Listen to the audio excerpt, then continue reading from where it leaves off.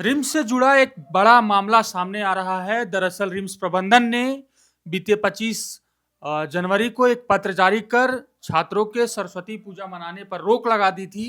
अब यह रोक वापस ले लिया गया है। आज पत्र जारी कर फिर से सरस्वती पूजा मनाने की अनुमति दे दी गई है। आपको बता दें कि हर साल जो है छात्र हॉस्टल के बाहर, हॉस्टल के पास एक मैदान है, वहीं पे सरस्वती पूजा मनाते हैं।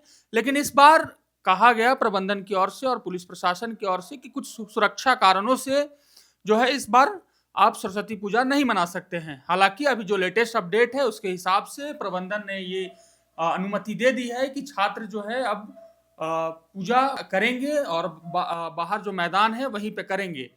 अंशु, लेटेस्ट अपडेट क्या है? किस कारण से पहले पूजा नहीं करने की अनुमति मिल रहा था और अब अनुमति दे दी गई है?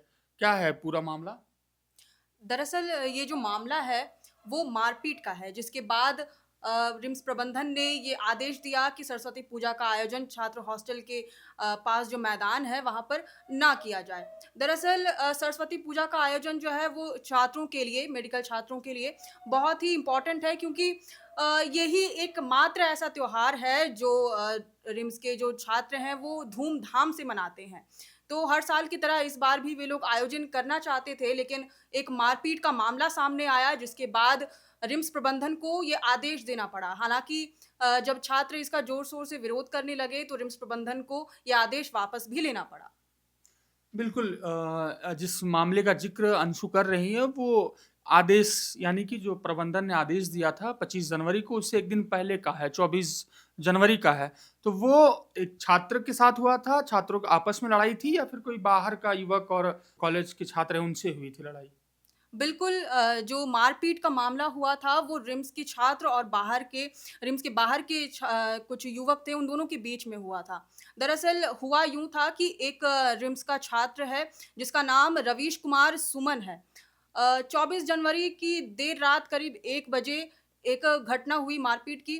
दरअसल रवीश कुमार सुमन का जन्मदिन था उस दिन, और वह अपना जन्मदिन मनाने के लिए कोकर स्थित तिरिल बस्ती के एक कैफ़े में गया हुआ था अपने दोस्तों के साथ। लेकिन उस कैफ़े में पहले से ही कुछ युवक जो तिरिल बस्ती के ही थे, वहीं पर मौजूद थे। वहाँ पर रवीश कुमार सुमन और उसके दोस्तों की उन युवकों के साथ झड़प हो गई। विवाद ज़्यादा बढ़ गया तो युवकों ने रवीश कुमार सुमन के माथे पर अ, बल्ले से उस पर हमला कर दिया और वो वहाँ पर बेहोश होकर के गिर पड़ा। बताया जा रहा है कि इसके बाद वहाँ पर सदर थाना की पुलिस पहुँची और उसे रिम्स के आईसीयू में भर्ती कराया गया और वो फ़िलहाल खतरे से बाहर बताया जा रहा है।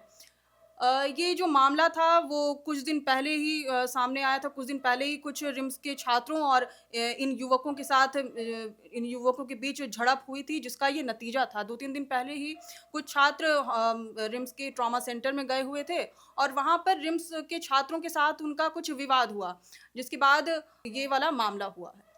तो बिल्कुल, जैसा अंशु ने बताया कि ये घटना जो है 24 जनवरी की है, लेकिन उससे कुछ दिन पहले ही ट्रॉमा सेंटर जो रिम्स का है, वहाँ छात्र हैं और जो बाहर से युवक आए थे, उनके साथ झड़प हुई और उसके बाद 24 जनवरी को जब मौका मिला उन युवकों को, तो उन्होंने वहाँ छात्र जो स्टूडेंट थे, रवीश, उनका माथे पर हमला किया और वो आईसीयू में है, हालाँकि वो खतरे से बाहर हैं। उसके 1 दिन बाद जो है वो पत्र जारी होता है, लेकिन अब ये जो पत्र जारी हुआ है कि अब छात्र जो है वो सरस्वती पूजा मना लेंगे, तो सिर्फ़ ये छात्रों के दबाव की वजह से हुआ है या फिर कोई और मामला है? क्या पॉलिटिकल दबाव भी बना इस पर या फिर और कुछ है?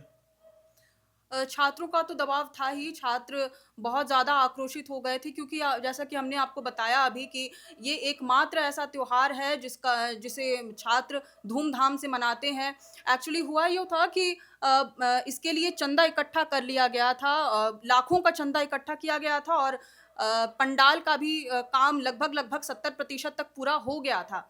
अब जाकर के अचानक से रिम्स प्रबंधन का आदेश आता है कि सरस्वती पूजा का आयोजन नहीं होगा और जितने भी बच्चों से, स्टूडेंट से जो चंदे लिए गए थे, उनको वापस कर दिए जाएँ।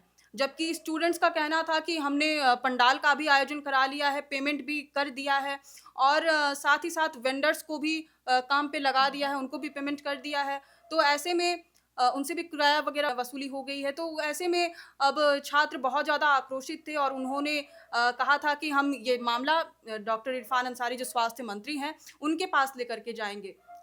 बिल्कुल छात्रों ने यह तक कह दिया था कि भले ही प्रबंधन जो है वो हमें आदेश ना दे, लेकिन उसके बावजूद जो है हम वहाँ पे सरस्वती पूजा करेंगे। लेकिन इस जो घटनाक्रम हुई उस दौरान भाजपा जो अभी विपक्ष की पार्टी है, उन्होंने इरफान अंसारी को और हेमंत सोरेन को आड़े हाथे लिया और प्रदेश जो भाजपा के अध्यक्ष है बाबूलाल मरांडी ने उन्होंने ट्वीट कर इरफान अंसारी पर हमला बोला। उन्होंने क्या ट्वीट किया था अगर आप बता पाएँ तो? दरअसल बाबूलाल मरांडी ने ट्वीट कर इरफान अंसारी को टैग किया है, साथ ही हेमंत सोरेन को भी टैग किया है।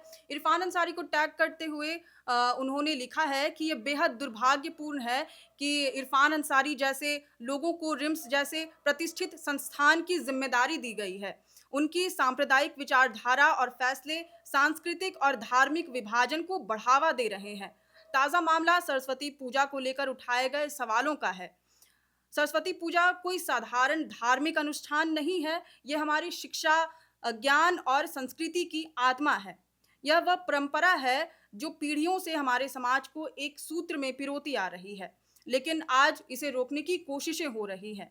सवाल ये है कि अगर आज सरस्वती पूजा पर आपत्ति की जा रही है, तो क्या कल हमारी संस्कृति और देवी-देवताओं के अस्तित्व पर भी सवाल उठाए जाएँगे?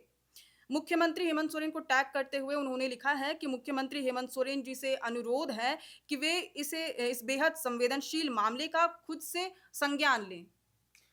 जी बिल्कुल, जैसा उन्होंने ज़िक्र किया और जैसा अंशु ने भी बताया कि छात्रों का ये कहना था कि ये उनके लिए एक उत्साह क्या, चूँकि सरस्वती पूजा जो है वो ज्ञान की देवी कही जाती हैं, तो जो छात्र हैं वो सरस्वती पूजा को लेकर काफ़ी उत्साहित रहते हैं और एक यही त्योहार है जो स्कूल कॉलेजों में बहुत बृहद तरीके से मनाया जाता है।